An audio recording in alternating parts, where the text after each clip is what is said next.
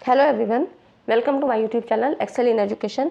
Friends, आज की इस वीडियो में हम लोग बात करेंगे टीचिंग एप्टीट्यूड के इंपॉर्टेंट टॉपिक इवैल्यूएशन सिस्टम की, जहां पर आपके प्रीवियस ईयर के क्वेश्चन जो 2018 से 2022 तक में अब तक पूछे गए हैं वो सारे इंपॉर्टेंट क्वेश्चंस हैं। और क्वेश्चंस के माध्यम से हम लोग सारे एक एक पॉइंट्स को, आपके जो भी इवैल्यूएशन सिस्टम में आपके क्वेश्चन काफ़ी बनते हैं तो वो सारे हम यहाँ से क्लियर कर लेंगे। ठीक है, जो भी आपके अब तक क्वेश्चन आए हुए हैं और जो आने की संभावना है वो सारे यहाँ पर आपके कवर हो जाएंगे। तो वीडियो को पूरा देखिएगा। चैनल पे पहली बार हैं तो सब्सक्राइब ज़रूर कर लीजिए और जो है टेलीग्राम चैनल को भी ज्वाइन कर लीजिए ताकि वहाँ पे आपको कंटेंट प्रोवाइड कर सकूँ। क्वेश्चन पेपर वगैरह मैं वहाँ पे आपको प्रोवाइड कर दूँगी। ठीक है, तो आपका वहाँ से काफ़ी कवर हो जाएगा। और वीडियो को पूरा देखिए, पसंद आए तो लाइक एंड शेयर ज़रूर करिएगा। देखिए, इवैल्यूएशन में क्या होता है, इवैल्यूएशन सिस्टम से हमेशा हर बार आपके क्वेश्चन जरूर बनते हैं। 2 क्वेश्चन मिनिमम कम से कम पूछे जाते हैं। कई बार मैचिंग में पूछे जाते हैं तो वहाँ पे तो आपके 4 पॉइंट कवर होंगे, और कई बार आपके ऐसे भी पूछे जाते हैं।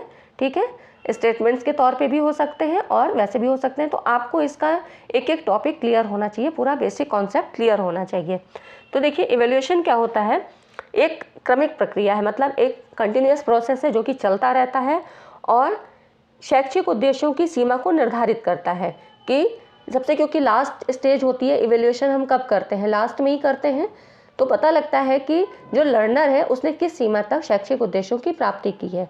ठीक है, अब इसी में आता है मापन, आकलन और मूल्यांकन के बीच आपको अंतर समझना चाहिए। जैसे कि मेजरमेंट, असेसमेंट और इवैल्यूएशन क्या होता है। मेजरमेंट मतलब मात्रात्मक विवरण, जिसमें कि आप डिजिट के थ्रू पता लगाते हैं कि हाँ इसकी संख्या कितनी है और इसका मेजरमेंट कितना है। ठीक है, असेसमेंट की बात करें तो यहाँ पे छात्र के प्रदर्शन के मूल्यांकन का ये दूसरा चरण होता है।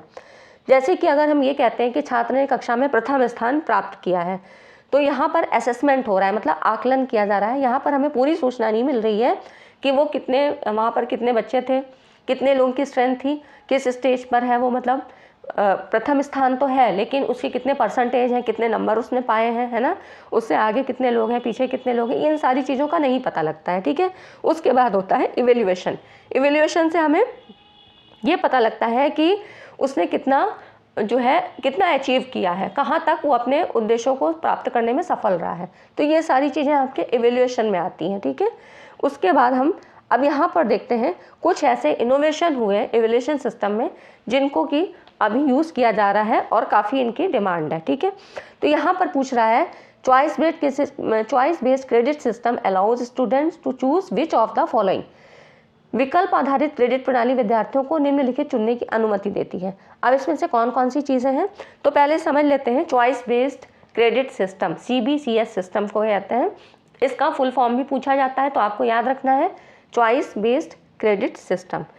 ये कब प्रारंभ हुआ था, 2015 के प्रारंभ में UGC ने, ठीक है, इंटरडिसिप्लिनरी दृष्टिकोण को प्रोत्साहित करने के लिए एक फ्लेक्सिबल जो है उद्देश्य, मतलब एक फ्लेक्सिबल उसको स्ट्रक्चर देने के लिए जो यहाँ पर CBCS सिस्टम को प्रारंभ किया था। इसमें क्या हुआ था कि 1 से 10 सूत्री पैमाने पर एक ग्रेडिंग स्केल बनाई गई थी और तभी से ये ग्रेडिंग सिस्टम की शुरुआत भी हुई है। तो यहाँ पर क्या होता है कि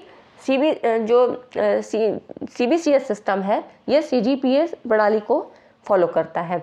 UGC ने मूल्यांकन प्रणाली में एक रूपता लाने के लिए cumulative grade point average CGPA system, ठीक है, इसको यहाँ पर जो है शुरू करने के आदेश दिए थे। अब CBCS सिस्टम से लाभ क्या होगा, इससे क्या लाभ होगा कि एक तो सभी जगह यूनिफॉर्मिटी होगी। जैसे ये नहीं है कि आप यहाँ इस इंस्टीट्यूट में पढ़ रहे हैं फिर आप अदर कहीं और जाते हैं तो वहाँ पे आपके रिजल्ट में क्या है कोई प्रॉब्लम नहीं आएगी, कोई भी ऐसा उसका इवैल्यूएशन करने में कोई दिक्कत नहीं आएगी, क्योंकि कहीं पर आपको परसेंटेज की बेस में मिलते हैं, कहीं ग्रेड दिए जाते हैं, कहीं नंबर दिए जाते हैं, है ना। तो इस तरह से क्या होगा कि यूनिफॉर्मिटी होगी। इसकी सहायता से शिक्षा प्रणाली को शिक्षक केंद्रित शिक्षा से, जो कि अभी तक टीचर ओरिएंटेड थी, उससे हटाकर छात्र केंद्रित शिक्षा, मतलब लर्नर के जो है फोकस करके ये शिक्षा प्रणाली है। ठीक है, यहाँ पर CBCS सिस्टम में छात्रों को इंटरडिसिप्लिनरी और स्किल ओरिएंटेड जो है पाठ्यक्रम को चयन करने की अनुमति देता है। जैसे कि एक छात्र इकोनॉमिक्स के साथ साथ फिजिक्स ले सकता है, माइक्रोबायोलॉजी के साथ केमिस्ट्री या पर्यावरण विज्ञान, इन सब का अध्ययन कर सकता है। ठीक है, इसमें कोई ऐसी मैचिंग वाली बात नहीं है। तो इससे क्या होगा, CBCS सिस्टम छात्रों को लचीलापन प्रदान करेगा और वे अलग अलग समय पर अलग अलग संस्थाओं में अध्ययन कर पाएंगे। तो यहाँ पर ये इसके फ़ायदे हैं, ठीक है। अब इसकी कुछ लिमिटेशन भी हैं कि सटीक अंकों का अनुमान लगाना कठिन है, जैसे कि CGPA सिस्टम, तो वहाँ पर क्या होगा कि परसेंटेज है ना, ग्रेड पॉइंट एवरेज है, तो वहाँ पर नंबर का सीधा ठीक पता नहीं लग सकता है। उसके बाद शिक्षा के प्रसार के लिए अच्छी बुनियादी सुविधाओं की मांग, मतलब अब इसको शुरू करने के लिए फिर क्या होगा कि कुछ आपके पास इंफ्रास्ट्रक्चर भी होने चाहिए। तो ये सारी चीज़ें इसकी लिमिटेशंस को बाउंड करती हैं। अब हम इस क्वेश्चन की तरफ आते हैं कि इतनी सारी चीज़ों को पता होने के बाद अब आप क्वेश्चन को सॉल्व कर लेंगे। जैसे कि यहाँ पे कह रहा है कि ये प्रणाली विद्यार्थियों को निम्नलिखित चुनने की अनुमति देती है। तो इसमें देखिए यहाँ पर होगा इंटरडिसिप्लिनरी, और ये है आपका इंटरडिसिप्लिनरी, इंट्राडिसिप्लिनरी और स्किल ओरिएंटेड, ठीक है। इसका ये हो गया राइट ऑप्शन। उसके बाद नेक्स्ट क्वेश्चन देखिए, अगला है choice based credit system of index graduate level includes, मतलब कि ग्रेजुएशन लेवल पे यहाँ पर क्या क्या शामिल है। तो यहाँ पर ये होता है आपका कोर कोर्स होगा, और फिर होगा इलेक्टिव कोर्स होगा, और फिर है ये है आपका थर्ड है आपका एबिलिटी इन्हेंसमेंट, ठीक है, क्योंकि यहाँ पर स्किल ओरिएंटेड है तो ये होगा आपका एबिलिटी इन्हेंसमेंट, मतलब आपका ये जो हो जाएगा ये वाला ऑप्शन सही है, ए ऑप्शन सही है। नेक्स्ट है आपका मेजर एडवांटेजेस क्या है, CBCS सिस्टम के मुख्य लाभ क्या हैं। तो ये है यहाँ पर पहला तो शिक्षक केंद्रित शिक्षा से छात्र केंद्रित शिक्षा पर केंद्र बिंदु का आगमन, ये सही है। और फिर है आपका यहाँ पर है ये जो है आपका अगला ऑफर है आपका, ये देखिए ये ऑप्शन सही है, offers flexibility in credit transfer, ठीक है। तो ये हो गया, क्योंकि चॉइस बेस्ड क्रेडिट सिस्टम है तो ये होगा थर्ड का ये ऑप्शन सही है, A एंड E। आगे देखिए, in CBCS system ability enhancement course are two types हैं। टू काइंड्स में कौन कौन से हैं एबिलिटी इन्हेंसमेंट, तो ये है आपका एबिलिटी इन्हेंसमेंट कंपलसरी कोर्स है, और दूसरा है आपका स्किल इन्हेंसमेंट कोर्स, ठीक है। यहाँ पर ये योग्यता संवर्धन अनिवार्य पाठ्यक्रम और कौशल संवर्धन पाठ्यक्रम ये होगा, ठीक है। उसके बाद देखिए, CBCS सिस्टम अपने विद्यार्थियों को निम्नलिखित में से कौन से कोर्स चुनने का अवसर प्रदान करता है। तो ये है आपका कोर कोर्स, ठीक है, कोर कोर्स हो गया, इलेक्टिव कोर्स हो गया, और एबिलिटी इन्हेंसमेंट कोर्स, ये सारी चीज़ें आपकी इसमें आती हैं। फिर है उच्च शिक्षा में विकल्प आधारित क्रेडिट प्रणाली की अनुशंसा किस समिति आयोग ने की थी। तो अभी मैंने आपको बताया था कि ये UGC के द्वारा था, ठीक है। UGC के एडमिनिस्ट्रेटिव और एकेडमिक रिफॉर्म कमेटी ने इसको शुरू किया था। नेक्स्ट है आपका निम्नलिखित में से अधिकतम निष्पादन परीक्षण का कौन सा उदाहरण है। तो यहाँ पे परफॉर्मेंस के लिए कह रहा है, तो परफॉर्मेंस बेस्ड जो टेस्ट होता है वो आपका होता है एप्टीट्यूड टेस्ट, ठीक है। इसी को कहते हैं अभिरुचि परीक्षण या एप्टीट्यूड टेस्ट या अभिक्षमता परीक्षण। ये टेस्ट क्या होता है कि ये योग्यता मूल रूप से ये जो होती है टेस्ट, ये भविष्य को बताने वाला होता है टेस्ट। इसके द्वारा हम संभावित प्रतिभाओं, मतलब जो भी उसकी एबिलिटी है, जो भी उसकी स्पेशलिटी है, इनकी पहचान जो है कर सकते हैं इस टेस्ट के द्वारा। तो इन परीक्षणों का उपयोग आमतौर पर कहाँ होता है, विशेष पाठ्यक्रमों के लिए लोगों का चयन करते समय होता है, कि एप्टीट्यूड टेस्ट होता है, अभिक्षमता परीक्षण, एबिलिटी कितनी है, ठीक है। तो ये हो गया आपका एप्टीट्यूड टेस्ट होता है। उसके बाद देखिए, निम्नलिखित में से कौन सा वर्तमान में शिक्षा प्रणाली में नवाचार का द्योतक है। तो ये होता है आपका CBCS सिस्टम होता है, चॉइस बेस्ड क्रेडिट सिस्टम है, ठीक है। तो ये हो गया। उसके बाद देखते हैं अगला क्वेश्चन है मैचिंग के लिए लिस्ट फर्स्ट और लिस्ट सेकंड में है। यहाँ पर आपके 4 स्केल्स दी हुई हैं, लेवल्स ऑफ, ये जो है स्केल्स ऑफ मेजरमेंट या लेवल्स ऑफ मेजरमेंट एक ही चीज़ है, ठीक है। नॉमिनल, ऑर्डिनल, इंटरवल और रेशियो। नॉमिनल में क्या होता है, इसके ऊपर भी मैंने वीडियो बना रखा है, और CBCS सिस्टम पर भी मैंने वीडियो बना रखा है, तो आपको थोड़ा सा डिटेल में देखना है। आप पूरी चीज़ें समझना चाहते हैं तो उन वीडियो को देख लीजिएगा, आपको प्लेलिस्ट में सब मिल जाएगा, ठीक है।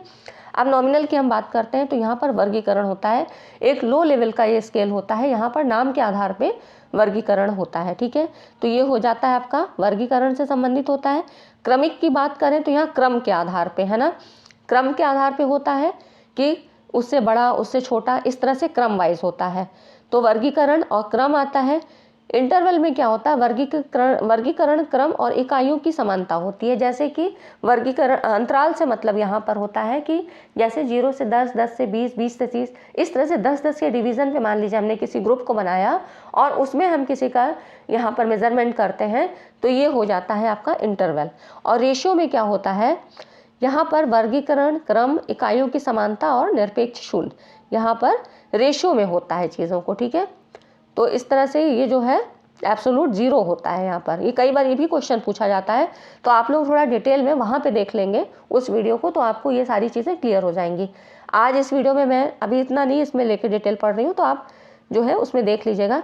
कई बार यहाँ से भी क्वेश्चन बनता है कि एब्सोल्यूट जीरो, ट्रू जीरो किस लेवल के स्केल में आते हैं, ठीक है। तो ये क्वेश्चन आप वैसे ये आपको अगर नॉर्मल आपको याद ही रखना है तो ये आपका होता है अनुपात में, रेशो मेजरमेंट में होता है, ठीक है।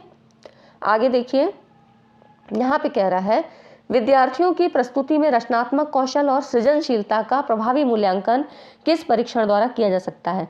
रचनात्मक कौशल की बात कर रहा है कि जिसमें आपकी क्रिएटिविटी दिखाई दे, तो ये कौन से तरह का टेस्ट होगा। तो यहाँ पर कह रहा है कि ऑब्जेक्टिव टाइप है, ऐसे टाइप है और लघु उत्तर जांच है या प्रोजेक्टिव। तो ये आप समझ रहे हैं ये किस में होगा, ये होगा आपका निबंध प्रकार का। निबंध प्रकार में क्या होता है, इन सबको यहाँ पे थोड़ा थोड़ा मैं आपको बता देती हूँ। देखिए, वस्तुनिष्ठ में क्या होता है कि आपको 4 ऑप्शन दिए हैं, आपको उसमें से एक करना है, जैसे कि आप करते हैं, है ना। तो ये हो गया वस्तुनिष्ठ हो गया। निबंध वाले में क्या होता है कि आप ऐसे टाइप होता है, लॉन्ग आपको लिखना होता है, तो वहाँ पर आप अपने विचारों को लिख सकते हैं। तो आज से आपकी क्रिएटिविटी का पता लगता है कि आपको नॉलेज उस फील्ड में कितना है, ठीक है। उसके बाद है लघु उत्तर। लघु उत्तर आपने पहले पढ़ा होगा जब 10th 11th 12th इस तरह से किया होगा, तो वहाँ पे आपको एक ऐसे टाइप आता था, एक लॉन्ग आंसर और एक वेरी शॉर्ट आंसर, है ना। इस तरह से आपको आंसर लिखने होते थे जब हम डिस्क्रिप्टिव राइटिंग करते थे। तो वहाँ पे कुछ शब्दों की सीमाएं होती थी, जैसे कि 50 से 100 शब्दों के बीच में लिखना है, तो वो आपके लघु उत्तर मतलब शॉर्ट आंसर टाइप। प्रोजेक्टिव में क्या होता है कि ये भी एक टेक्निक है, ये कहाँ पर यूज़ होती है, जब जो है जब कोई लर्नर ऐसा है जो कि मतलब मतलब ऐसे कि अचेतन अवस्था में जब उसकी स्थितियों का पता लगाया जाता है, तो वहाँ पे प्रोजेक्टिव टेक्निक का यूज़ करते हैं ना। तो इस तरह से ये हो गई आपके जो है ये जो है एवेल्युएशन की टेक्निक्स है सारी, ठीक है। तो यहाँ का ये हो जाएगा सृजनशीलता की जब बात करेगा तो निबंध टाइप का। और यही अगर आपका साइंटिफिक की बात करेगा कि जैसे कि हमने अभी तक रिसर्च वगैरह में या कहीं भी पढ़ा है, तो ज़्यादा एक्यूरेट की जब एक्यूरेसी की बात करेगा तो वो MCQ टाइप होगा, मतलब वस्तुनिष्ठ होगा, ठीक। तो ये हो गया आपका। अब यहाँ पे देखिए, निम्नलिखित कारकों की पहचान करें जो छात्रों के एकेडमिक प्रदर्शन पर प्रतिकूल प्रभाव डालते हैं। तो इसमें कौन कौन से हो सकते हैं, देखिए दो का ऑप्शन है। तो यहाँ पे ईश्वर में आस्था और राजनीति के प्रति उदासीन दृष्टिकोण, ठीक है, ये आपके 2 होंगे, क्योंकि 2 का ही है। अगर ज़्यादा ऑप्शन होते तो आपका ये भी होता निम्न आत्म सामर्थ्य, ये भी होता। तो यहाँ पे आपका ये हो जाएगा दोनों। फिर देखिए अगला है, ये आपका स्टेटमेंट बेस पे है। यहाँ पर कह रहा है निम्नलिखित में से कौन सा कथन जो नॉर्म रेफरेंस टेस्टिंग के बारे में है, नीचे दिए गए कूट का चयन करिए तो बताइए, ठीक है। अब यहाँ पे कह रहा है covering a large domain of learning test task with just a few item measuring specific task, मतलब थोड़े से प्रश्नों से ही विशिष्ट कार्यों के मापन हेतु शामिल हो और अधिगम के सापेक्ष स्तर के आधार पर व्यक्तियों के मध्य विभेद कर सकने पर जोर। नेक्स्ट है किसी विशिष्ट अनुक्षेत्र के अधिगम कार्यों जिसमें कि विशिष्ट कार्यों का मापन करते हैं, इन पे बल देना। निर्वाचन के लिए सुपरिभाषित समूह की आवश्यकता होती है। तो देखिए ये सारे ऑप्शन दिए हैं, ठीक है। इसके पहले मैं आपको ये बताना चाहूँगी कि नॉर्म्स रेफरेंस और क्राइटेरियन रेफरेंस टेस्ट में क्या अंतर है। तो यहाँ पर देखिए नॉर्म्स रेफरेंस और क्राइटेरियन रेफरेंस में क्या अंतर होता है, ये देखिए। ये तो देखिए जो नॉर्म्स रेफरेंस होता है और क्राइटेरियन रेफरेंस,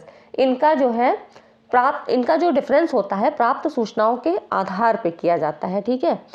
यहाँ पर मानक जो संदर्भित है, मतलब जिसको नॉर्म्स कहते हैं, इसमें छात्र द्वारा अर्जित कुल ज्ञान का पता लगता है, जबकि क्राइटेरियन रेफरेंस मापन में छात्र द्वारा अर्जित विशिष्ट शैक्षिक उद्देश्य का पता लगता है। मतलब जैसे कि क्राइटेरिया, नॉर्म्स मतलब कि कुछ नॉर्म्स आपसे निर्धारित किए जाते हैं ना कि ये मानक, ठीक है। जैसे कि अभी आप यहाँ पर जब नेट का देने जाते हैं, मतलब तो आप फॉर्म भरने के पहले क्या 55% का आपका PG होना चाहिए, तो ठीक है, एक नॉर्म्स तय कर दिया। फिर यहाँ पे कह रहा है कि क्राइटेरिया में क्या होता है कि विशिष्ट शैक्षिक उद्देश्य में कितनी जो है अचीवमेंट है, इसका पता लगता है। क्राइटेरिया मतलब उसका एक स्पेसिफिक क्राइटेरिया है, ठीक है। तो क्राइटेरिया रेफरेंस टेस्ट से ज्ञात होता है कि विशिष्ट शैक्षिक उद्देश्यों में से छात्र ने क्या अर्जित किया है और क्या अर्जित नहीं किया है। नॉर्म्स रेफरेंस टेस्ट द्वारा उन प्रश्नों की संख्या ज्ञात होती है जो छात्र ने सही हल किए हैं।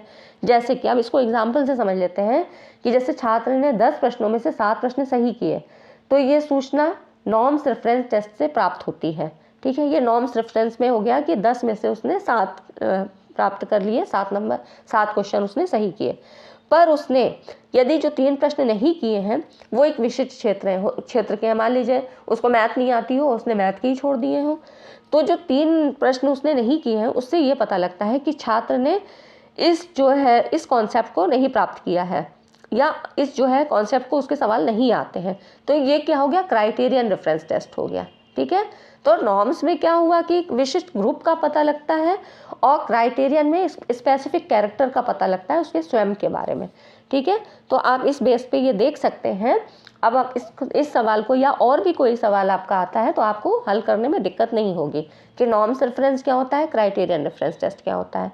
तो यहाँ पर ये जैसे कि नॉर्म्स रेफरेंस के बारे में कह रहा है कि स्वल्प अधिगम कार्यों जिनमें थोड़े से प्रश्न विशिष्ट कार्यों के मापन के शामिल हों, इनके आधार पर बड़े अनुक्षेत्र को आच्छादित करना, अधिगम के सापेक्ष स्तर के आधार पर व्यक्तियों के मत विभेद कर सकने पे जोर, और निर्वचन के लिए सुपरिभाषित समूह की आवश्यकता होती है। ठीक है, तो ये सारी चीज़ें क्या हो गई, नॉर्म्स रेफरेंस टेस्ट से संबंधित हो गई।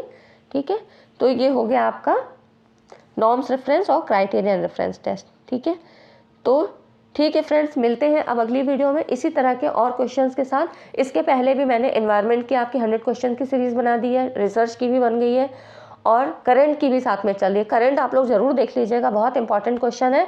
अब तक करीब 5 वीडियो आ चुकी हैं, आप लोग देख लीजिएगा। ठीक है, सब आपको प्लेलिस्ट में मिल जाएगा, वरना आप लोग एक्सेल इन एजुकेशन डाल के भी उसको सर्च कर लिया करिए तो आपको मिल जाएगी। ठीक है, काफ़ी चीज़ें पीपल डेवलप एनवायरनमेंट और जिसका टीचिंग का, रिसर्च का काफ़ी पार्ट कवर हो गया है, तो आप लोग देख लीजिएगा, आपके लिए बहुत हेल्पफुल होगी। चलिए मिलते हैं अगली वीडियो में और इसी तरह के एक इंटरेस्टिंग टॉपिक के साथ। तब तक चैनल पे बने रहिए और हाँ, वीडियो पसंद आया हो तो लाइक करके ही जाइएगा। Thanks for watching this video.